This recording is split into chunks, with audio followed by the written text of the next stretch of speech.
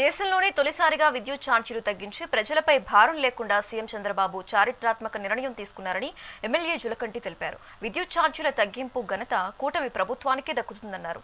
గత 5 ఏళ్ల పాలనలో విద్యుత్ రంగం సంక్షోభంలోకి వెళ్లిందని చెప్పారు. 9 సార్లు ఛార్జీలు పెంచి ప్రజలపై 32,000 కోట్ల భారం మోపారని ఆరోపించారు.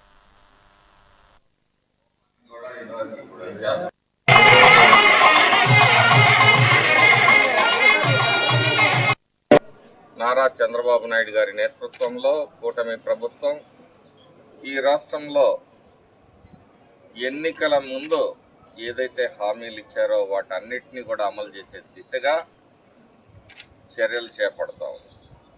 గత వైసీపీ పరిపాలనలో మీ అందరూ చూశారు. 5 సంవత్సరాల కాలంలో 9 సార్లు విద్యుత్ ఛార్జీలు పెంచిన ఘనత జగన్మోహన్ రెడ్డి అండ్ కంపెనీ ఎందుకంటున్నానంటే కొనుగోళ్లలో దోపిడీ చేయటం అది ప్రభుత్వ పరంగా అయితే ప్రభుత్వం అనేవాడి. మరి సుమారు 1,000 కోట్ల రూపాయలు విద్యుత్ కొనుగోళ్లలో దోపిడీ జరిగింది.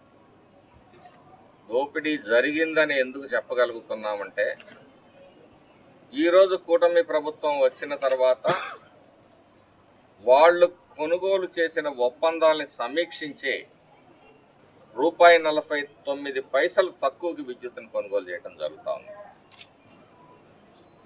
మీరు అర్థం చేసుకోవచ్చు.